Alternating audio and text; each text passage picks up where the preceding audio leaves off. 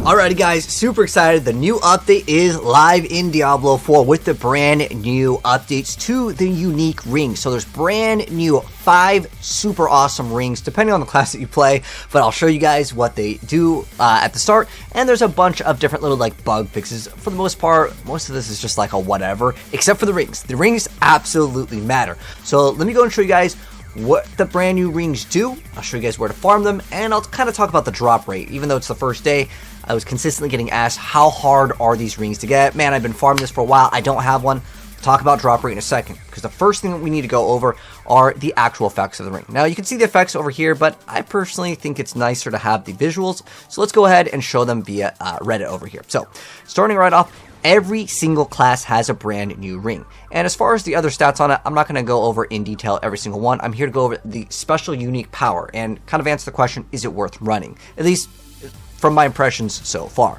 So starting right off, in terms of the Rogue ring, I'll show you guys exactly the gameplay of that because I happen to have multiple rings. So the Wraithing Band of Trickery is a brand new Rogue one. So what does it do? When you cast a subterfuge skill, it leaves behind a decoy trap that continuously taunts and lures enemies. The decoy trap explodes after 3 seconds and it deals some sort of amount of damage. Now the huge downside with this, and the reason why it probably won't see very much play, is the actual duration of the cooldown. So it's only once every 12 seconds. How much damage is this? Because 8,000 damage is nothing in Diablo in the endgame. I've got some videos of it doing like basically half a mil.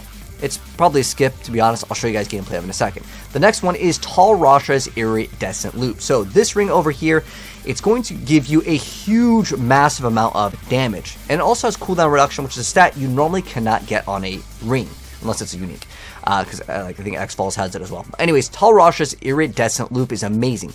So for each type of elemental damage you deal, you gain up to a 15x multiplicative bonus for 4 seconds, and dealing elemental damage refreshes all of the bonuses. Now, interestingly enough, there are some secret tips and tricks that I want to go over, because that doesn't just count cold, fire, lightning. That actually extends to poison and shadow damage, which makes it probably much the best ring in the entire game for like all of these. Next up though, we still have a couple classes. So there is the Barb one. Going over the Barb one's effect over here, after spending 100 Fury, it's called the Ring of Red Furor, and it makes it so after 100 Fury, within 3 seconds, your next cast of Hammer of the Ancients, Upheaval, or Deathblow is a guaranteed critical strike and deals a set amount of bonus crit strike damage, and that's really good. Now unfortunately the rolls on this one are pretty hard. It's like 10 to 30, and on top of that, these can roll in between numbers. So you know how like instead of it being 10 to 15, that doesn't mean like, oh, there's like a 1 in 5 chance. No, it can go 10, 10.5, 11, 11.5. So it's like a basically 1 out of 10 out of getting a perfect one. And I'll show you guys the rings that I got so far. We'll talk about drop rates in a second. But the most important thing is, let's go over the effects first. So the Barb one is actually pretty solid overall. I would say the Sorc one is really good. The Barb one is pretty solid. I mean, it lets you potentially one-shot, but if you've ever played any Deathblow or like Hoda Barb, you can one-shot most of the things with a good build anyways. But it's still not a bad addition to the Barbarian arsenal. Next up, we have Arida's Inexorable Will. So what it does for this special power, and it does have something unique on it, which is going to be the ultimate skill cooldown reduction. And it says, when casting an ultimate skill, and again for 5 seconds after, you pull in distance enemies and deal a set amount of physical damage to them, and it's increased by a 1 x multiplicative percent per point of willpower you have. You get about 1,000. Maybe that's actually pretty dang good. I don't actually know how good this one is. I would like for you guys, if you guys have actually gotten this item, tell me what you feel about it. Now, in terms of it, because these are all like Malignant powers from Season 1, it doesn't keep on sucking on enemies. So you activate it, it sucks in everything, you gotta wait 5 seconds, and then you get another pull. So you only get 2 pulls per cast, but if you can maybe run like something like Flicker Step, you can keep on casting it, and maybe it can be actually a pretty decent item. I'm more interested in the amount of damage it deals, and does it work against bosses, because it says pull and then deal damage. Now, if you can't pull in the boss, can you still do the damage? Can you pull the Uber bosses? I don't know. I don't have a druid with this item yet. And then the Necromancer one is actually really good too. This is actually one of the best ones in the entire game. So the special power on it that's not normally on a ring is +3 ranks of all corpse skills. And then you automatically activate the following effects skills on corpses around you. So every 1 to 2 seconds you get a raised skeleton, you get a corpse explosion, or corpse tendrils up to 16 to 8 seconds. This is a phenomenally good ring. It has max life on it too, max essence. pretty overall good ring. The thing is, you can get crit on a ring. That would be kind of nice as well, but nonetheless, this is a fantastic ring. So, which ones are the good ones? I could say absolutely the Sorceress one is good, and the Necromancer one is awesome. The Barb and the Druid ones maybe in the middle, and the Rogue one, I gotta report, sadly, is not very good. So, now that we know what these rings do, where can we actually farm them? So, you actually farm them from the Uber Varshan. So, you just go over here where the Tree of Whisper is, you go there, you get your materials. I've actually spent all mine, but these are the materials you need. You also need the hand. And another bonus tip is if you go to the Alchemist, you can actually change some of these parts. So if you have too many of one, you can get another one. So that's where you actually go to farm these rings. You're supposed to get them just off of Varshan. That was what Blizzard told us. However, people are getting them in the open world. So if you go to the Helltide, apparently you can get them in the Helltide. You can get them off of goblins. You can also just get them by opening up some of the Vampiric chests or go to the Vampiric areas and do like the blood harvest. So there's all different ways on how you can acquire these. Now, again, Varshan is probably one of the better ways. However, in terms of my reporting, I did 48 runs and got 6 of them.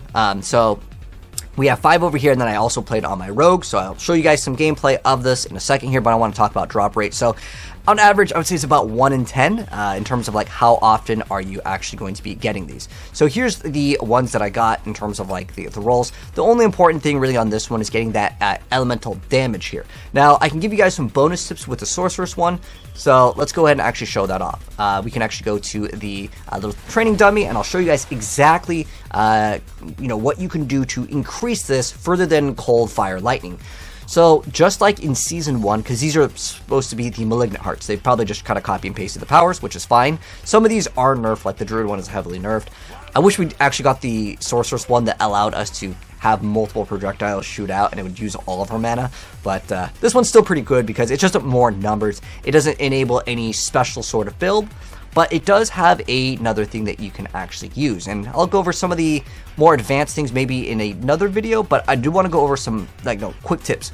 So if you run Infection, which counts as poison damage, you can actually get the bonus. So we can actually activate, and if you activate Fire, you can walk over it, and you can get all of your bonuses here. Now, if I do use Blue Rose, we can actually get another one. So you can see we have 3 over there. Usually close the controller, so I'm gonna go and grab it off the floor. So you can get all of the bonuses. You can see we have 3. Maybe I'll just throw in a cold skill over here just so we can actually activate a little faster here. But you can see after the target's hit enough times, it will actually activate the poison, and that can actually activate again. So you can see now that I've activated ice, I've got 4. So we have cold, lightning, fire, and poison. Now, the other one for shadow damage, I really don't know if we can actually proc some shadow damage.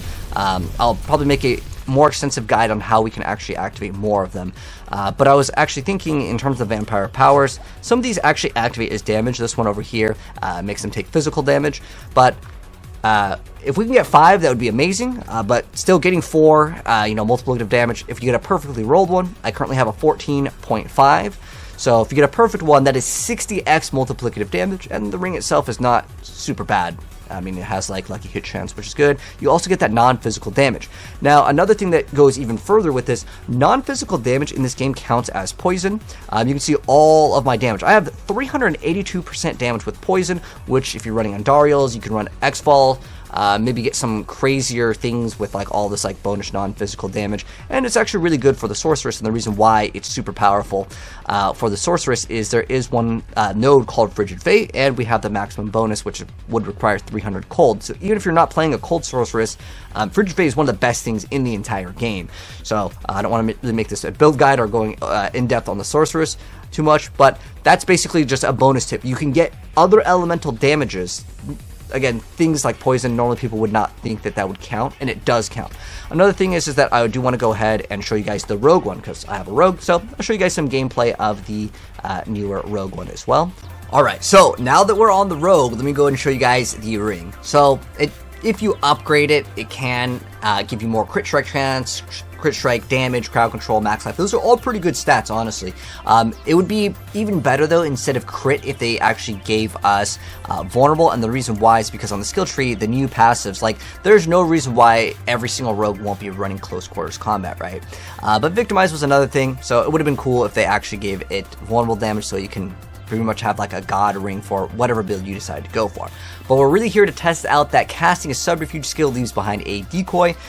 There are a few things that I want to go ahead and mention. If you activate Umbrus will not proc your things. So if you try to get like your free Dark Shrouds, like let me go ahead and actually attack. So this is like on like a chance. I don't even know if it will proc here, but it won't activate off of that. We'll have to use specifically a concealment, but any subterfuge skill will activate it. So as far as subterfuge, you can go in here and just do this. So any of these over here could be ones that you can get it to activate, but it does not count Dark Shroud off of the free one that you get from this. So if, just in case anyone wanted to test it out. Also, if you're wondering what's the damage like on this, because like obviously that's what this thing does, and if you upgrade it, it's not going to upgrade the damage on the like special power.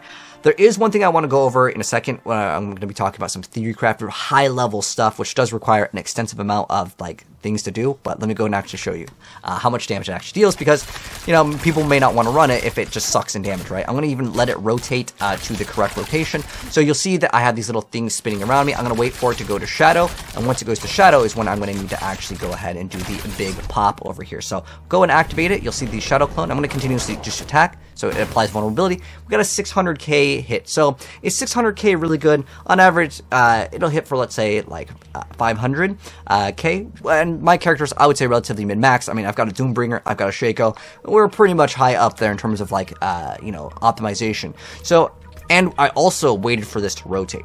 Now, there is something that is kind of like a secret thing that you can do. It worked with Thorns on Rogue with Skyhunter. So Skyhunter guarantees you to have a crit on the first hit on that enemy. So the reason why I also was shooting it, because I have to apply vulnerability to it, because Exploit won't continuously keep it up, since this thing never technically dies. So what may make this ring good, because it's actually like really not that great right now in terms of its damage. Like 600k damage, maybe earlier on if you get it, it can be okay. But if you're doing like the far late game, the main problem with it isn't that it doesn't deal that much damage. It's that it has an internal cooldown of every 12 seconds. That is massive. If it didn't have that cooldown, it actually would be a pretty decent item. Now, unfortunately, with that cooldown, and that cooldown number does not change, if that did change and you get it down to like 2 or 3 seconds, maybe it could be a little bit better. But I think overall, it's not that great for the amount of damage that it deals, because the cooldown is simply too long. However, we are getting these brand new greater rifts relatively soon, and these greater rifts may be kind of challenging, and if you can, you know, have a decoy trap on the enemy, that could actually open up the doors to a little bit more stuff. So I want to show you guys in gameplay how like actually effective is the item. So let's go ahead and just go out into like the open world, and we'll go get some gameplay of it. And you can see the taunt radius, because that's actually what it's used for. It's the taunt, and basically makes it so it's a little bit safer, maybe if you're doing like Sigil 100s. So I'm just going to go ahead and clip blade shifts just so we can move faster. I will automatically apply vulnerability with Exploit. It's just before I had to swap to another thing, because the target technically never dies. So if we just go ahead and go in the open world and just activate this, right, it taunts everything. That's actually pretty good, right? Boom. Look at that. That's actually kind of cool, because it one-shots all the like small stuff, but then you're left with all the big stuff, which is the stuff that you actually, you know, may want to kill. And then at that point, it makes certain builds that really benefit off of single target a little bit better, which like Rapid Fire and Barrage, you can run the aspect that can help out with clear speed, but I mean, I personally just prefer pen shot, and I kind of run both here. But you can see the taunt is pretty good. Like look at this taunt. Like that's a pretty good amount. Like it's taunting everything here.